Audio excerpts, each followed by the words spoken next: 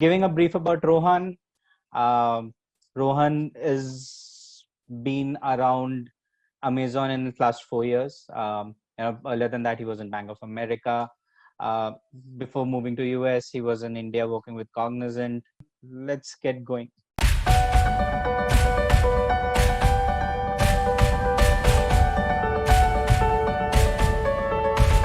Thank you for this opportunity, and everyone, thank you for their time coming along. So I have tried to draft a presentation. For background in Amazon, we don't use presentations, we use narratives. So it's been a hard one after 4 years, me back on presentations. But I'll give my version to you guys and look forward to questions as they come on. So this is just a little thank you note to all the product folks giving me an opportunity, and Alankrit, who kind of helped me gauge the audience, the right audience to organize this event, and helping making sure this presentation is getting all the feedback it deserves and getting in front of you guys. I have a disclaimer here. It just says that anything that I say about my organization is just purely my personal opinion and doesn't reflect anything to do with the organization itself. And it doesn't intend to malign any religion, ethnic group, club organizations. And this is more of an informational purposes. And this is my version. I have a bibliography at the end of resources where I picked up all the information. So feel free to dig into the presentation, one of the last slides, to see all the resources. This is the agenda that I have set up for this session. First, a couple of first slides would include my career journey, how I became a product manager. Then I'll talk about some sales trends and impacts what this coronavirus situation has brought into the e-commerce industries. Then I'll share what Amazon's readiness or reaction was to this whole situation. But before I would jump into Amazon readiness, I'll talk a little bit about Amazon shipping model. So as a customer, you should understand what and why things are happening the way they happen on Amazon. And this shipping model is irrespective of the coronavirus situation, just to educate you guys on how Amazon shops and delivers stuff. I can pause in between, and I'll have everybody, those of you who are interested to take up questions, to raise hands or throw up questions that I think Alankrit would pop up in between. So I'll pause the slides before I move from one section to the other, and I have a time at the end also for a lot of other questions at an overall stage. Sounds good. Right. Let's get going. Okay. So my career journey. So I started the evolution path of being an engineer back in 2005. I enrolled myself into telecom engineering, just looking at the boom of telecom industry at that point of time. It kind of zealed me on learning what telecom was about. I think in the second year, I kind of understood that whatever I was learning was not much of what the industry was doing, but more essentially a good overview of how satellites and how navigation systems work. I had more interest towards learning how GSM and phone networks worked. So that is when I kind of zealed my last year interest in my engineering towards those subjects and curriculum. I had more passion of working into telecom industry, but I think I would say by the end of our engineering times, and Alankrit would relate to it, the beautiful recession had hit. So any such offers were getting either rescinded or getting delayed. I had a couple of campus offers, both from Infosys and Cognizant.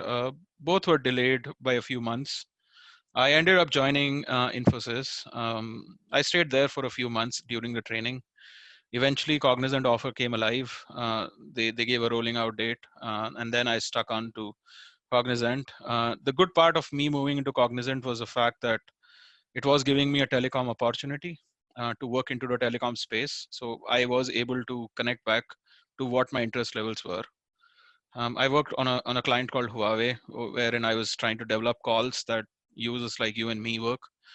Back in the day, I did work on an Airtel 4G migration that today everybody is using. If you're using LTE network, somewhere back end, the code belongs to some part of me. That was in 2010. Um, so I stuck by Cognizant for 2.5 years. Then I worked for a contract position with Google, wherein I did not enjoy the contract position that much. So I thought I was leaning more towards the data side of things. And I wanted to do my master's. So I moved to US, pursued my master's in information management, or acronymed as MIS, in Masters in Information Systems. A lot of people say that. It was a 2-year course. I winded up that course in a year. Was lucky enough to bag a scholarship with the university itself, and then got an internship with Bank of America. I joined them as a full time, worked in New York City and then in Florida. And then one day I was trying to shop with Amazon. I ended up filing a job for Amazon late at night, and I got an interview call. And it's been last 4 years I've been with Amazon. When I joined with Amazon, I joined as a program manager. um, the space was much open. I had to work with a lot of product managers around, but eventually I moved into and phased out being a product manager. Now I work into a seller space. Sellers are people that Amazon buys products from and sell it to customers. So I manage that space for the inventory side of things. Nice one. Good introduction.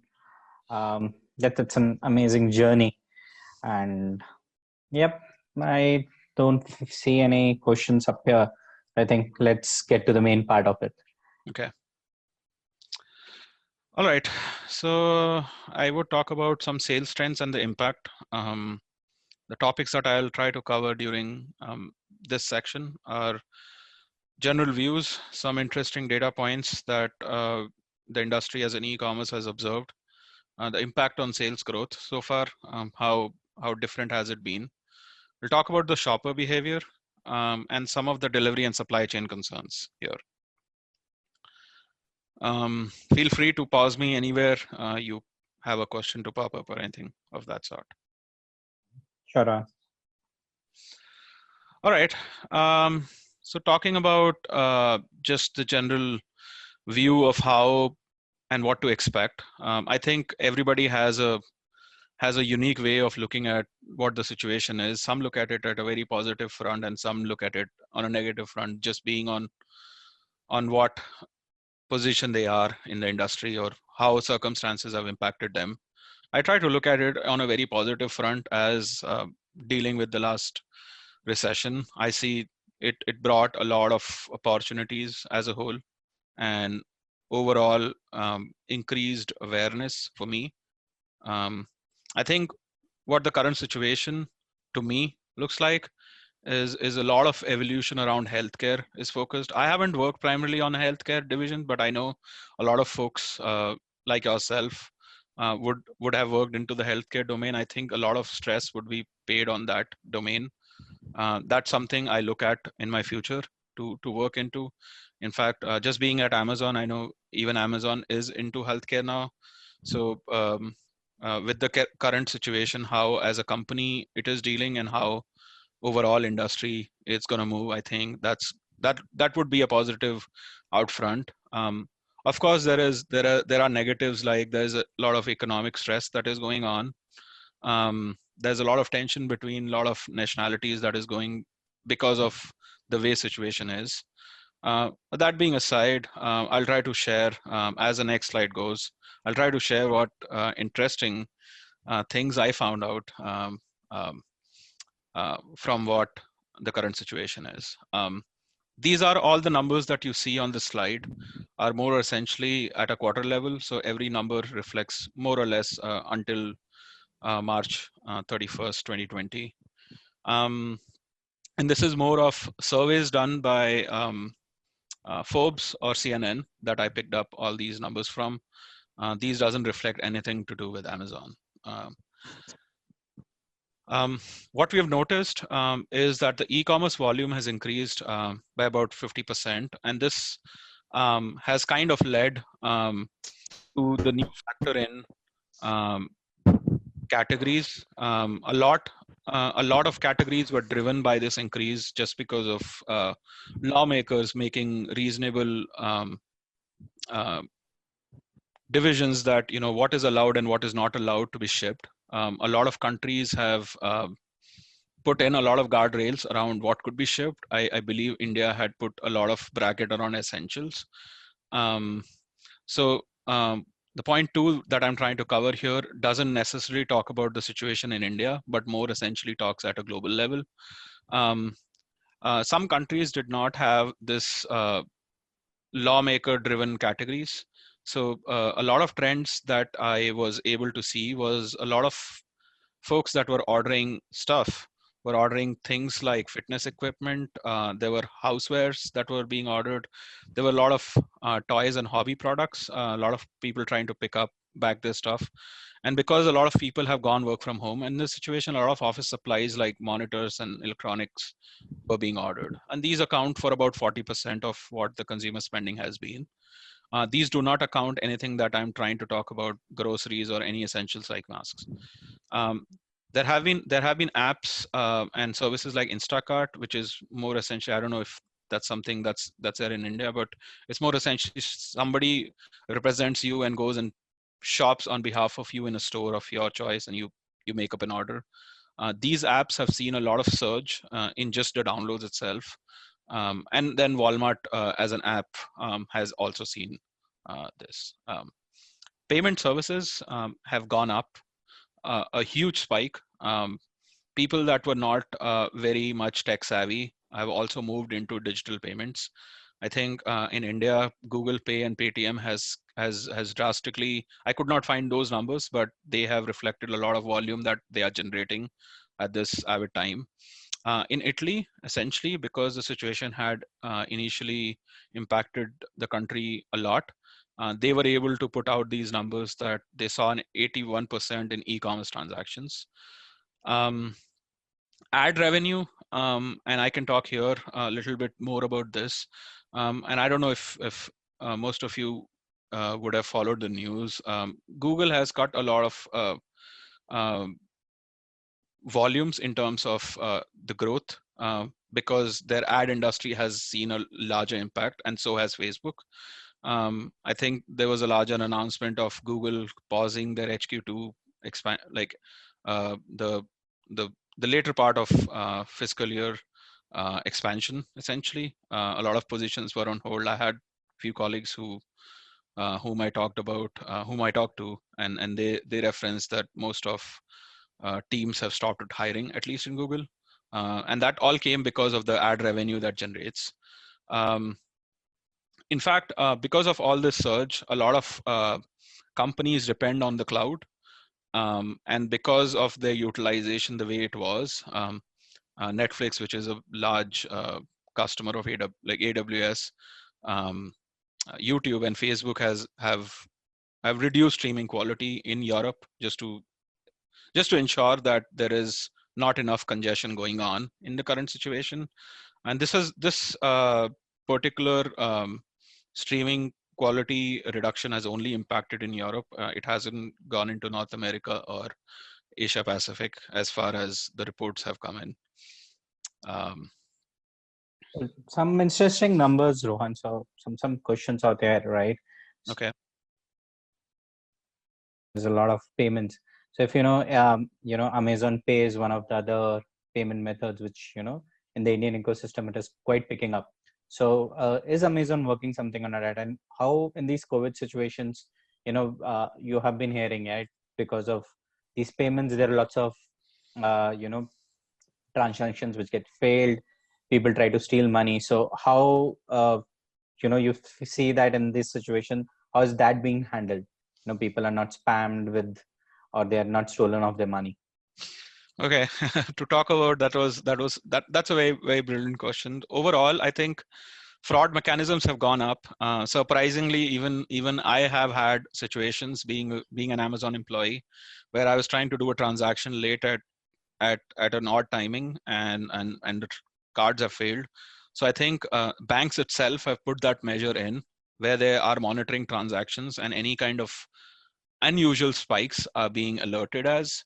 At Amazon, most interestingly, a lot of people would not know this, but transactions, it takes a while for a transaction to get approved. If Amazon looks at a transaction that does not look legitimate from an account, it tries to throw some kind of an alert to a customer, either through form of an OTP or either through form of some kind of an alert to cross verify.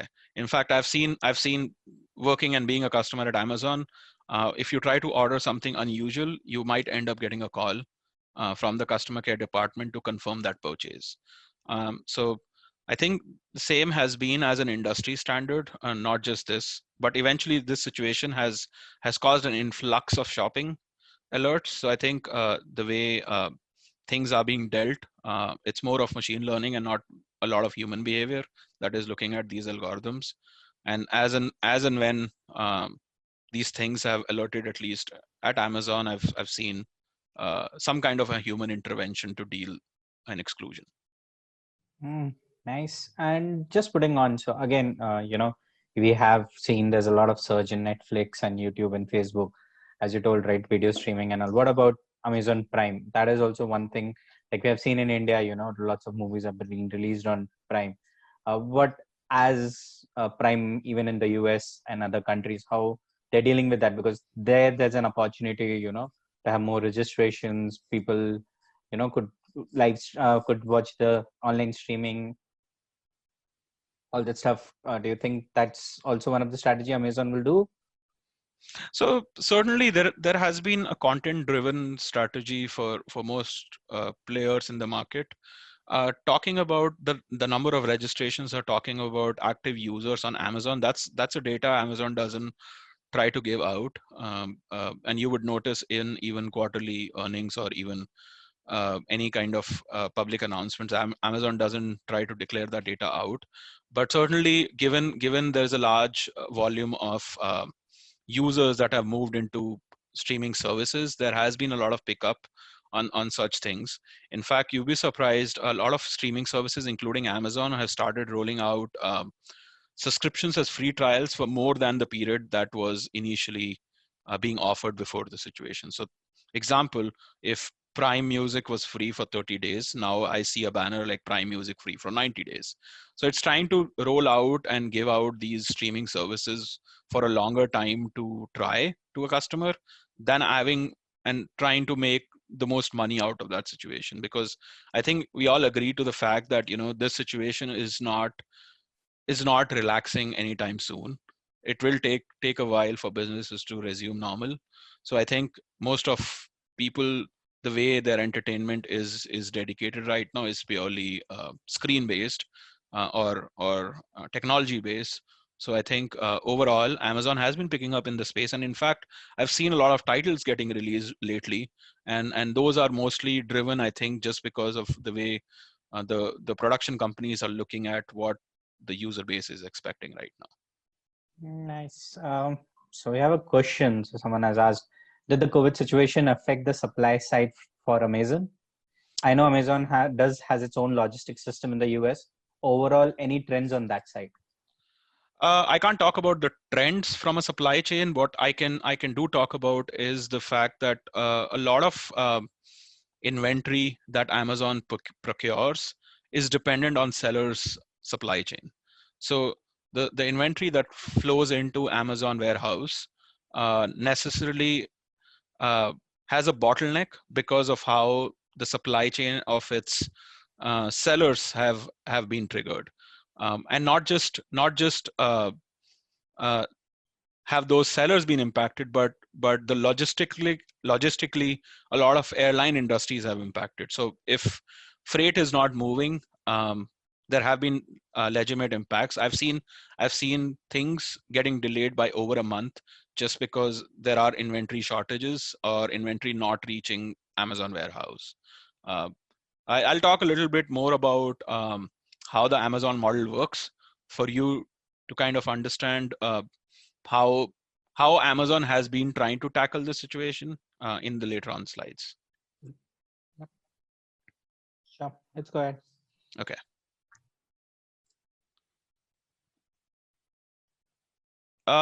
This is a lot of interesting shopper behavior. This is again, most of it is survey data, and most of it is sourced through surveys. Uh, what was interesting to me was a large quantity of shoppers have totally changed the way they used to shop. Um, of course, just because of the restaurants being shut, almost 75% of consumers are relying either on delivery or takeaways. Um, but surprisingly, about 96% of millennials and Gen Zs have kind of changed. They are kind of stocking up things. That is a reason of a lot of surge that we initially saw, the toilet paper wars, I would say.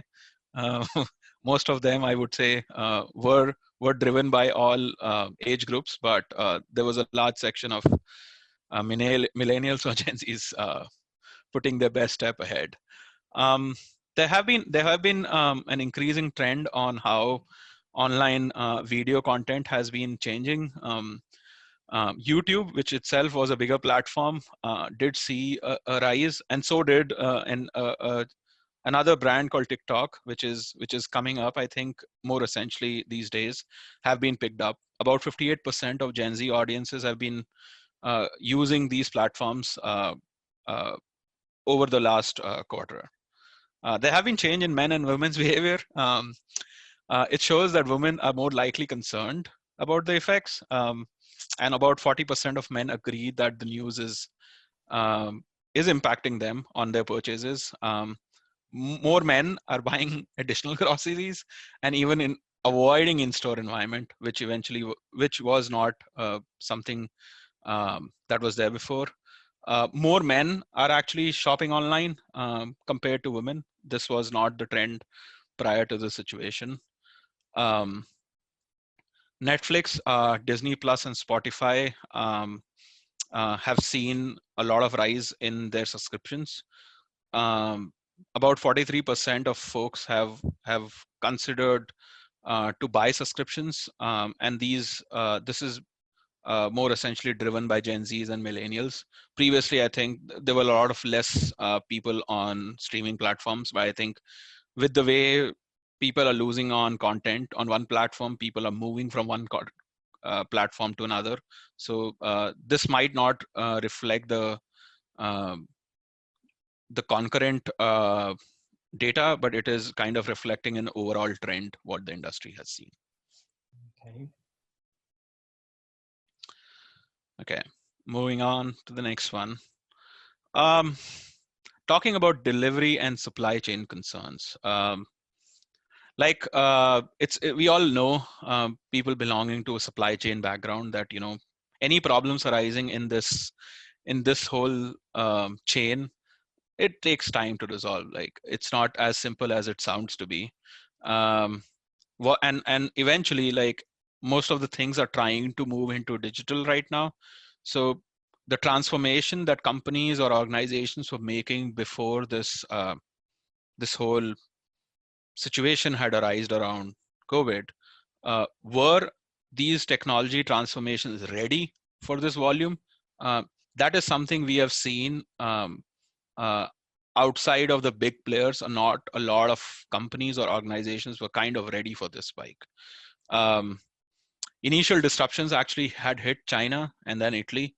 So a lot of logistic and a lot of reliance on countries like China uh, are kind of the source of a lot of supply chain. So eventually, when China was shut down, even though the world was not much affected because of that coronavirus situation, they were looking at and facing disruptions, at least at a supply chain level. So things that were procured maybe in a week's time at an organization or a warehouse were taking a longer lead times to procure. And eventually, when the virus had started spreading more across the globe, these situations became worse. Um, in fact, uh, a lot of organizations and a lot of countries were focused on making sure that medical supplies were a priority, and any other things were not a priority to be shipped. So all these containers that were trying to move were more essentially either moving empty or moving just with limited amount of supplies that they were. Talking about the costs, a lot of freight moves with contract agreements, and given the situation where we are in, this clause of coronavirus or any kind of pandemic is not something that I think organizations into freight have were informed to have these things incurred into. So with the lawmaking things coming into play, a lot of things required sanitization, which means you need extra folks and extra things to make sure things can freight into or can transport. And now it was at a question of the economic standpoint as to who will own this monetization around the fact of paying expenses for such things. There have been risks that organizations were expected to take, and not anybody would want to dirty their hands into litigations that will come along with it. And at the end of it, a lot of deliveries, the last mile, either resides on a human or some kind of a human intervention, which puts a lot of risk into picture, any kind of contamination risk, be it on the package or be it on just the box itself. And this is more essentially, I think, that increase the front end supply chain concerns that as a customer you would see. The back end were more triggered around how soon can the procurement hit and whether or not logistically things were moving the way they were moving. Okay. That's an interesting fact. So I have a question here, Ron. So, we all know that, China has a great dependency on the supply chain. Now, we have been hearing around that, there might be many sanctions on China. How do you feel then, how would sellers will behave, and also how will the demand will change? Because someone who needs a mobile phone or a electronic spare part is much cheaper when it comes from China than it is procured locally, right? And obviously, being price conscious markets, especially on the e-commerce business, how do you see that this is going any way forward? I think from what I see, this is the fact that uh, because as an industry, the way things have been impacted from China, procurement would become reasonably difficult as time will go. Countries might enter into trade wars with China, which might at the end result increase surges on taxes and excise duties that might cause a surge on prices at the end customer will have to pay. I don't see they would it would change anything from an organization standpoint to procure things. Overhead costs would increase and that would flow into the end customer. So for example, if you were paying $10 for something, then excise duty might end up costing you the same thing by a by a few dollars up or down. I don't see it going down anytime soon, just because even airfares or logistical movements have increased just because those as a transport mechanism have gone up. In fact, a lot of companies have started paying employees much higher wages at this time of situation, and those wages are nothing but coming out from customers' pockets. So uh, there was an article about even Amazon increasing wages to employees that are working in this situation. Similar things have been done across the globe by other companies, but that's just going to increase an influx of prices. Okay, fair enough. Okay. Moving along, this slide is more focused at how organizations could take actions and how can they avoid and build resilience around the situation. So I think overall a lot of organizations have to rethink the way they're supply chain moves. Some organizations that are small scale businesses are very physical when it comes to supply chain. I think they need to start thinking on how can they decentralize their warehousing, or how can they decentralize um, their links essentially to procure things. Um, Companies or organizations um, have to look at their their forecasting capabilities. They have to probably learn from trends and lean into machine learning, I think, to look at trends and be fit to be able to meet these demands. A lot of regular metrics, I think, from a supply chain perspective, the way things are measured in metrics. These metrics need to be improved. A new metric mechanism has to brought in, like resilience and responsiveness around the situation. These are very supply chain uh, aspects of looking at these things. Um, a lot of transparency has to come in between your relationships with your suppliers or vendors. I think uh, more uh, adoption of the way they do business currently has to change in, and it could be either logistically or the way things are being shipped. Sometimes your suppliers are trying to send all the inventory to one warehouse. I think we need to look at different mechanisms on how can you reduce the dependencies that you have brought in between these links. um, Outside of this, there has to be a lot of transformation on your uh, digitalization, on how you are making sure um, you are into an ERP mechanism where there's a complete visibility of how your supply chain and your automation is moving within your warehouses. I think it's essential that the way systems are built, or the way things are being used, that have to be thoughtful, that have to be thought differently and have to be developed. And if there's a tech dependency, I think that will come with a cost around it. And then companies have to be ready, because situations like this could always reappear. Sure.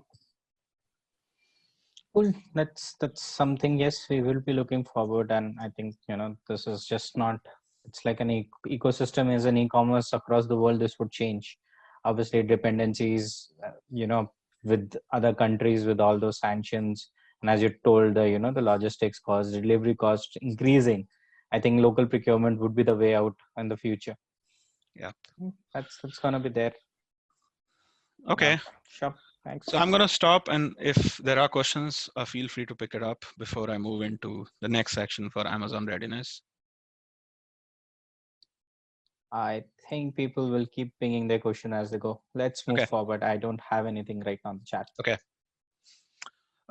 In this section, I'll talk about what Amazon shipping model is and how Amazon tried to organize around the chaos. I'll talk about a little bit about what a black swan theory is. And those of you in probably would have learned this in their MBAs.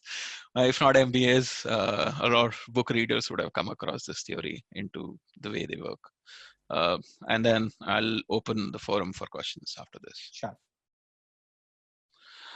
So generally speaking, for an outsider, Amazon has two shipping models. One, they call it as an FBA, and what is an FBM. So FBA stands for fulfillment by Amazon. FBM stands for fulfillment by merchant. There's another model called retail, which is purely in mostly in US. We'll not talk more about it, just for the sense of keeping this conversation very tight. So what is FBM and what is FBA? So imagine you're trying to shop on Amazon. You go to the store and you order something, and you get that stuff to you shipped. Um, Now, how as a customer would you know what is Amazon FBM versus what is FBA? So just by the name itself, fulfillment by merchant, which just means that if a customer, you're ordering stuff from Amazon site, try to think there is a seller who's listing an item. That item, the inventory of that item is not living in the warehouse of Amazon.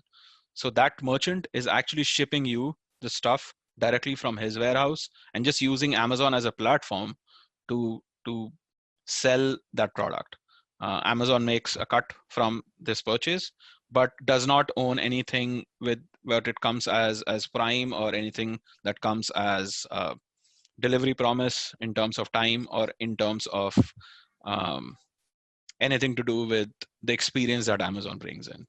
FBA is different. What FBA stands is fulfillment by Amazon. What that means is, as a seller, I may be listing an item on Amazon, but it's my duty to send that item into an Amazon warehouse. And once that item is procured into the Amazon warehouse, then only my listing will go on the live as live on the site as live. And then as a customer, when I'm shopping in, when I buy that, it would be written as fulfilled by XYZ, but shipped by Amazon. In the next slide, let's take a look at what a website on a detail page shows what this means. So this is nothing but a detail page snippet that I picked up from Google Images. This shows a product on the UK website. So if you look at the right side, this is what is called a buy box of an item. On the down, it says buy box seller. So what that means is it says sold by Anna Viz Limited and fulfilled by Amazon. What that means is this is an FBA listing. That is why this says fulfilled by Amazon, which means this item is living in an Amazon warehouse. If somebody is interested to buy this item from a merchant fulfillment network, that's the lower right section, which says talks about features sellers. This means that these items probably are not living in the warehouse. So you likely would end up shopping those items directly from the merchant. The difference in between FBA and FBM is that all items on FBA are prime enrolled, essentially. They have a buy box eligibility. Amazon is responsible to fill its orders. Amazon is responsible to make sure it's packed in the right state and the way it is shipped, and takes care of the customer service. So let's say if you don't like the item or you have a concern with it, you contact Amazon for a return. That's potentially the way to go about. That's something Amazon will take care at that moment. But it comes with a cost. So if as a seller, I'm listing an item, I'm giving Amazon the responsibility. So I am responsible to being charged from Amazon for the packing, for the warehouse, shipping, and the storage and every other fees associated. Um, in an FBM side, to contrast, it's more about my inventory being with me. It is something that would be procured probably at a slower speed, more essentially. And you would have seen large items like sometimes appliances or I would say furniture items are more essentially what Amazon doesn't try to procure. And that can fall into a category of FBM, or even you would see some cheap cases, phone cases sometimes fall into FBM categories. As a seller, they have an option to enroll both into FBA and FBM. So what you see in the previous slide here, Amazon sellers actually fight for this buy box. So it is something at a prime level that sellers compete with prices to give the best price to the customer. So whatever you see as Anna Viz in this slide, probably they were offering the cheapest price, and that's why they are listed here. If a new seller who's also selling the same item and wants to sell it and fulfilled by Amazon, they would end up listing their item if they're able to drop this price of £9.95, sorry, £9.95. Let's say they listed at $9 itself, so probably they will win the buy box essentially. So, and it could be another seller probably selling the same item. So that is FBA versus FBM. Any questions so far? So yep. So this is an interesting concept. So what happens? Can there be a situation, or if you guys have seen it, that someone who's selling in an FBA is a higher price than someone in an FBM selling at a lower price? That might be possible, right? Oh yes, 100%. But usually you would see FBM items will always come with delivery charges. They usually charge separately for deliveries. Sometimes they say that, sometimes it's included, but you come with a risk that you shop, you are responsible for the returns that it associates. If you are okay with the delivery speed around that item being procured, uh, feel free to shop on that. But more essentially, I've seen sellers trying to move into FBA just because there is a lot of there's a lot of management that comes around that inventory, because shipping inventories to customers is an expensive deal. So shipping companies have contracts with companies like Amazon, and they offer cheaper price.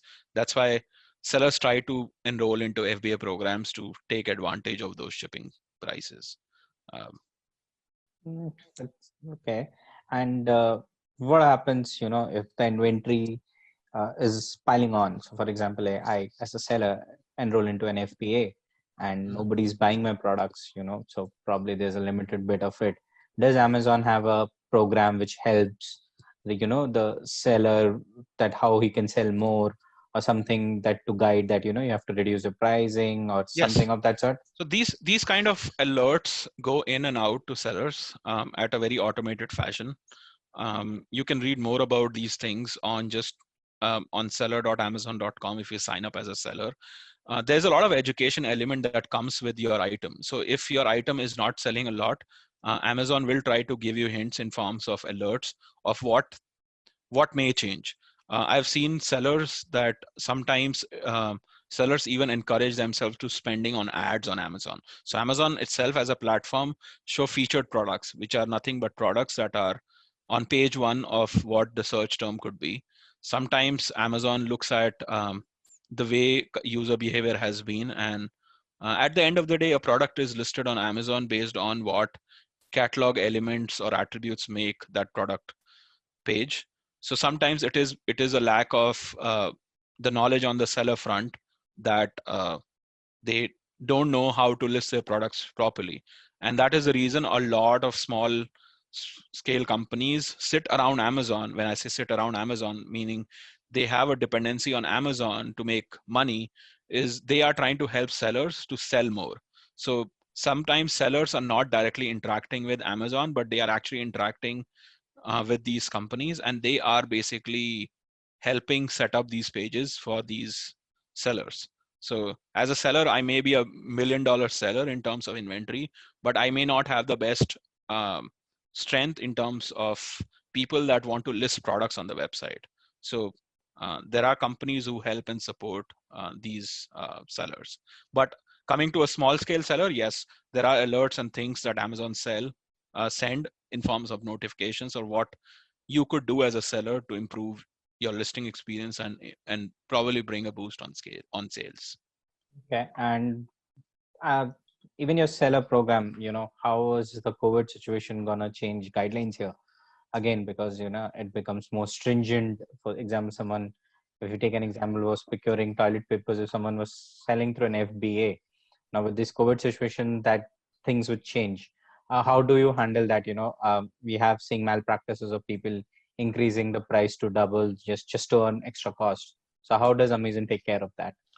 So that is itself a separate conversation, which calls as price gouging. Amazon has taken a legal way to take down all listings that have gone and taken the route of price gouging. I think in India we have a cap of a maximum retail price, so technically a product cannot go beyond a certain price.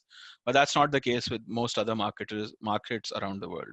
So in those cases, Amazon has taken a very strict policy of giving no chance to a seller. If a listing has gone beyond a certain price threshold, has an influx in the last few days because of coronavirus situation, those listings have been taken down.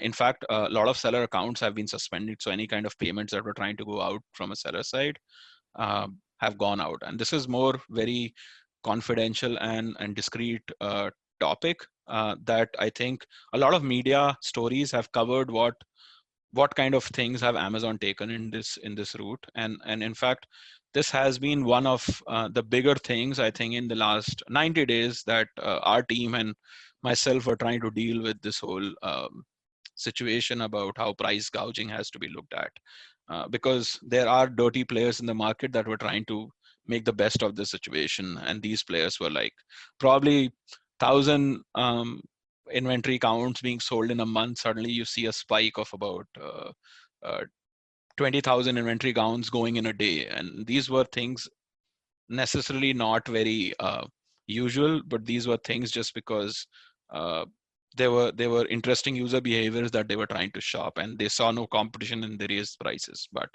um, we have most companies, like organizations, have pricing teams that look at competitor data to try and compare how the pricing across an item is being listed. So price gouging necessarily doesn't mean that a price has been increased on just the platform itself, but across the industry in different competitors. Got it. Fair enough, Sean. Okay. Yep.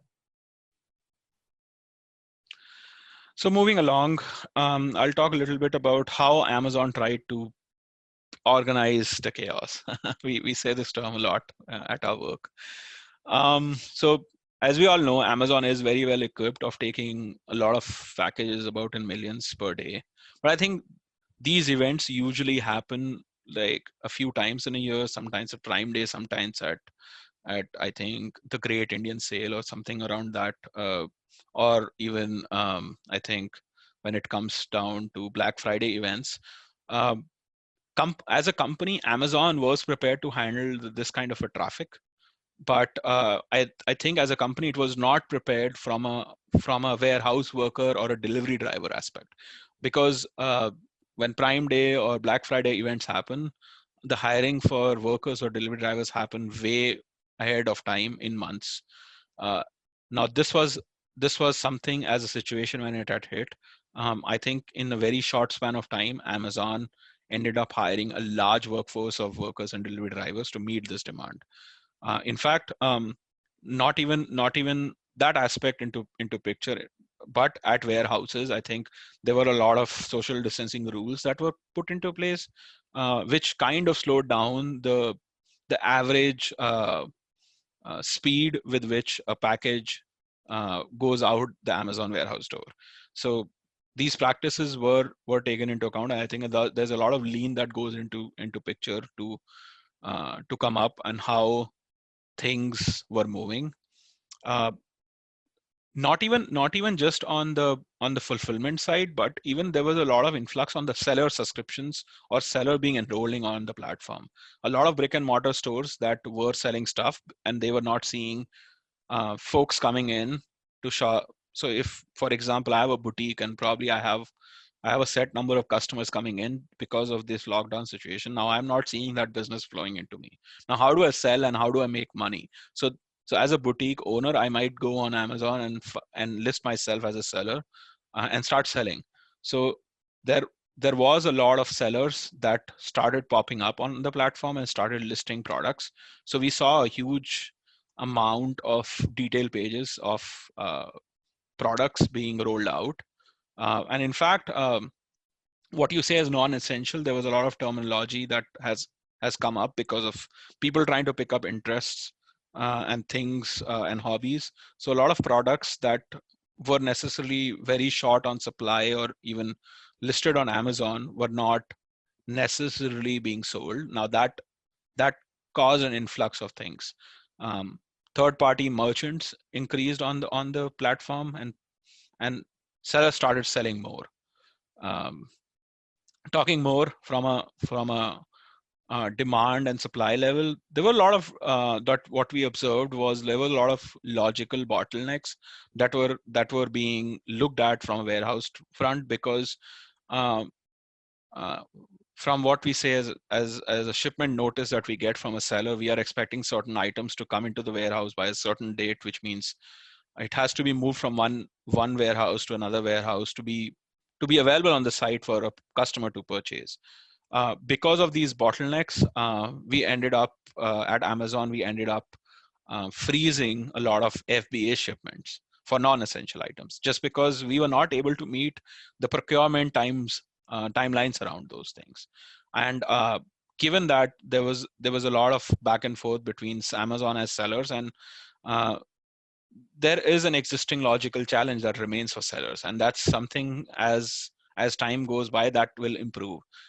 Given that there was even a public notice that were driven to the community, at least on the customer front, that Amazon as a whole would be prioritizing shipping items like medical supplies or household staples, um, and it even included things like baby products, around personal hygiene and pet supplies. But other items, like for example, I had ordered a mouse for myself, for my computer, and I just couldn't get it for like a good amount of 3 weeks. That was a very normal thing that I would expect to come to me in a day, living in a city like Seattle. And that was not something I was able to procure. And looking at being an employee at Amazon, I'm looking at the procurement for it, and I just don't see the item being shipped from the seller itself. So these kind of I still have items that have not shipped at all, like they are just sitting with dates being changed. So I've seen items for over a month that have gone in. Um, Something outside of this slide, I can talk more as from what I have seen. Technologically, Amazon was kind of prepared to handle the situation, but I think the dependency piece, when it comes down to logistical dependency, I don't think so.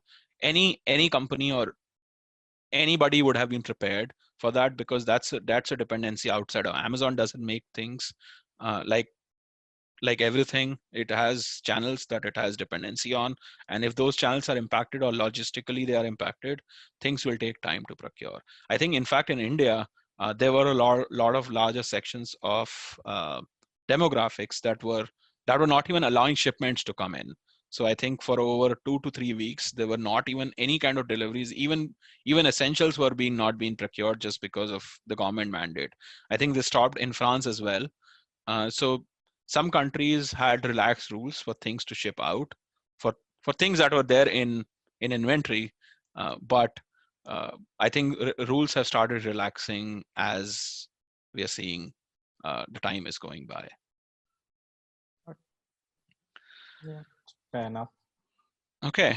Um, this is the last topic of the day. So this is what is called a black swan theory. So those of you who don't know, it's a metaphor, we say. It describes an event that comes with a surprise, has a major effect, and is often inappropriately rationalized after the fact within the benefit of hindsight.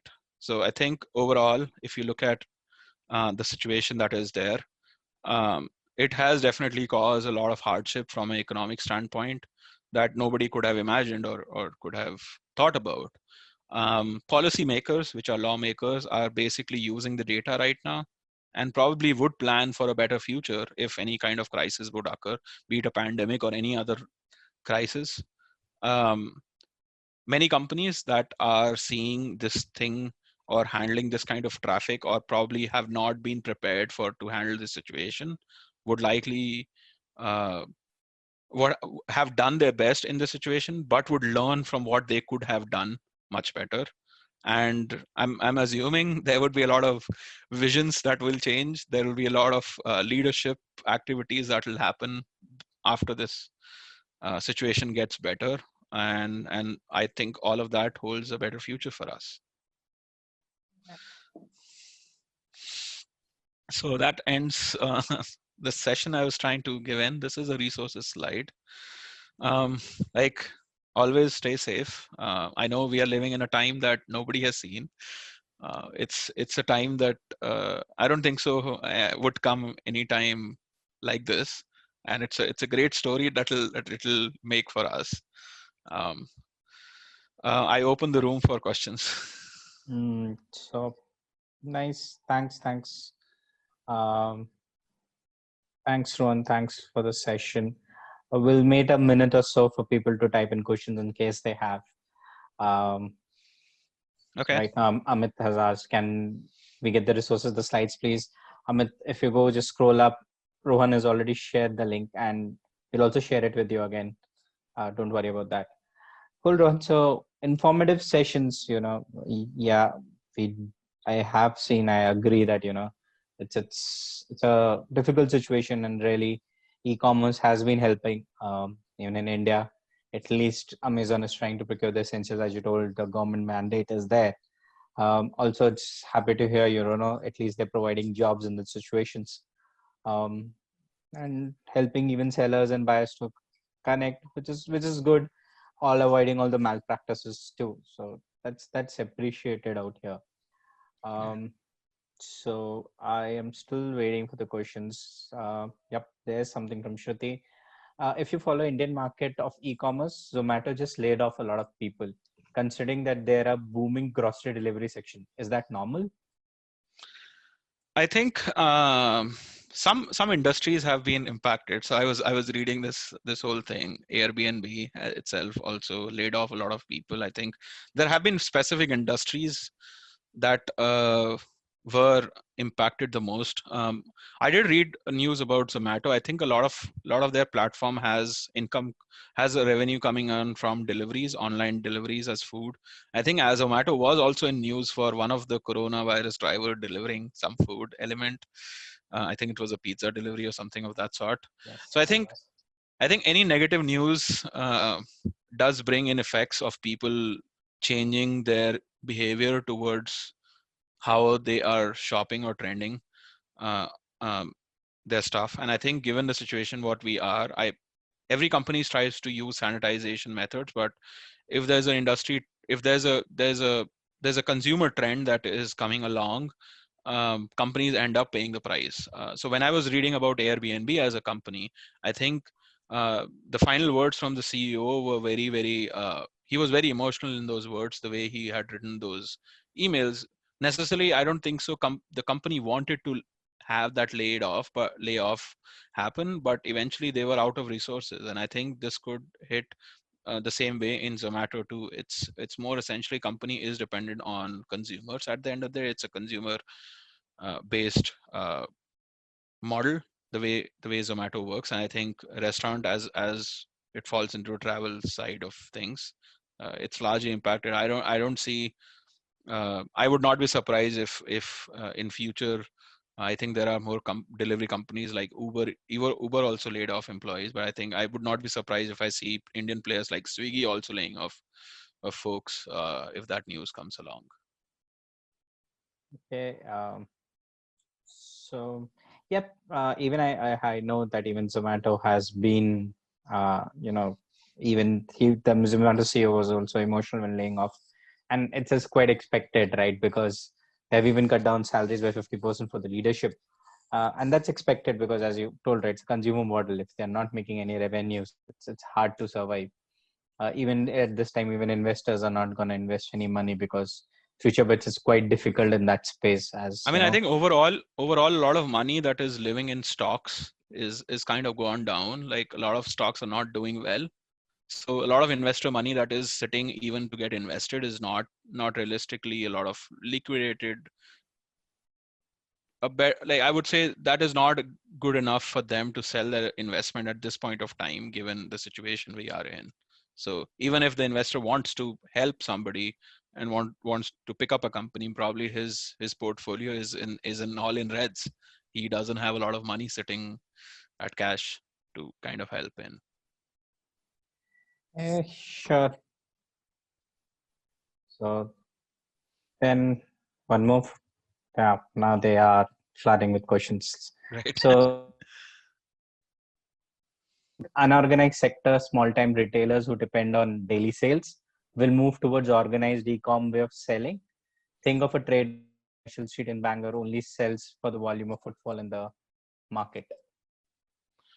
I think necessarily they will move. The way I was looking at some apps in India, I was looking at Swiggy, I think, and I was also looking at Zomato. I think they have started partnering with small shops and listing their inventory on their app. So basically, it's kind of a model. I think as a whole industry will move, and small shopkeepers would try to list their items on bigger platforms and use them as a channel to sell products. It's likely to happen. And as I see, uh, big players would not be behind in this race. They would likely try to take the most out of the opportunity and try to capitalize it. But eventually that will give a benefit of a lot of monetization to small players. I don't see that going around. So I have my parents who are in India, who are dependent on markets around their neighborhood, but being elderly, they're not going out to shop stuff. So they have accustomed themselves now to start using Swiggy and ordering 4 packets of milk through Swiggy, and that's very unusual. I would have never done probably when I was in India. I did not even know that you could order milk from a small shopkeeper that is listed on Swiggy itself. So I think some platforms are doing well that ways, but I think this will be a permanent place for these shops because there's a very small uh, percentage of money that you have to pay for delivery services. It's a lot of time that you save. I think this will be a normal norm. Essentially, this will become a permanent norm.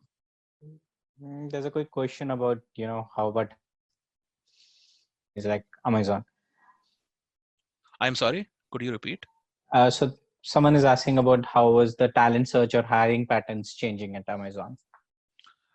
I think overall, Amazon is hiring right now, given the situation we are in, because things are moving in the right direction when it comes to people buying stuff from Amazon. So as customers, you and me shop on Amazon, so there is always a need of people. From a talent perspective, what I've seen different is interviews have started happening on video calls, which was never a norm previously. Looking at candidates profiles, I think goes a lot into sourcing candidates. That has definitely always been online, so that hasn't impacted much. But the way we interview candidates, the experience that a candidate goes through during an entire day of interviews, that has changed drastically. In fact, this season, all the interns are remotely working, and so are people that are joining in now remotely working. So that interaction, the human to human interaction, has gone down. But from a communication perspective, our regular communication has increased. Um, from an end customer level, whenever we try to hire somebody at Amazon, we try to give the best experience, because at the end of the day, we would like to preserve that person as a customer to Amazon. So I don't think so that experience is compromised anywhere in this whole cycle of events. But I encourage anybody and everybody who is not working at Amazon and wants to work at Amazon. Amazon is still hiring, and I can't say much about uh, um, other players in market, but necessarily any big player that is in the business of e-commerce would be hiring at this point of time, just because of the shift of the industry into e-commerce. Um, Someone asked anything PMs at Amazon doing apart from the KRAs? Oh yes. So a lot of focus prior to the situation for a PM was working to make sure to ship products that are very user centric. Lately, we have had a lot of shift on our regular day-to-day, move into a lot of operational aspect to it. So for example, price gouging, to deal that entire situation that we have not seen at a large scale like this, um, there was a lot of focus on the product teams itself to first look at the data side of things manually, to come up with recommendations on how can we make policies and how can we protect our end customer, be it from an experience side or be it from a from the price gouging activity. So I think operationally, I spent a few weeks looking at a lot of cases that were flowing into our team for investigations, and our department has a separate whole organization for operations that itself deals in investigations. But a large set of those cases for audits were coming into our bucket, which was a large part of what not a PM does essentially in day to day. That had changed. An entire cycle of focus has been on how can we. So I work in the inventory space. So how I have played a lot of focus into how can our tools that we use be able to adapt to situations that have triggered the influx of orders that are flowing in. There are not a lot of metrics that these tools that I use to reflect and perform the searches. So my key area has been around on developing those products, which was not something uh, I would have paid much more attention given the situation we are in. We have a vision that I was working towards, and aside of that, now my responsibilities have also diversified. That necessarily doesn't mean I'm working long hours. It just means that my focus has been different in the situation. Uh, Okay. Cool, Rohan. So let's take the last one for the day. So someone is asking about, you have your work life, you had recessions, you have COVID. So in terms of big businesses, how they have changed their business models or something like that in these situations. I think overall, um, the way I'm looking at big businesses, they are big. A lot of businesses are very people dependent, I think, overall, and that results into each of these occasions that we have seen as recession or COVID. That has resulted into layoffs. I think a lot of dependency from companies of having a large strength of employees and focusing on a large set of opportunities would reduce down, and they'll try to keep a lot of focus on what they want to deliver immediately, just to come out of the situation overall. But I think there would be, post this situation improves, I think companies would play a large focus on how, as a consumer, behaviors would have changed. So there is a large quantity of research that happens in companies, be it economic, be it a psychological research that goes into when products are shaped. That was never, I think, the key indicator for thinking through in what we would want to launch into the industry. And now that could be any kind of products, be it entertainment products, or be it very consumer touch based products like a mobile phone. Overall, the industry would look at user behaviors or data, the data that we are trying to the data that we have used in the past to develop things, more largely would not just reflect what this current situation is. This current situation would develop a new set of data, I think, that would come into effect in rolling out what the vision of companies would be and what they would like to work for. And I think key players like Zoom that we are using, and Google Meets, and these key players that are cloud dependent were not market toppers. I would say they were not capturing the market, but these players have emerged out of this opportunity. So I'm likely to see a lot of companies shifting their focus into cloud-based technologies, relying on cloud for their system. So I expect a lot of technologically reforms across the board. Thanks, Rohan.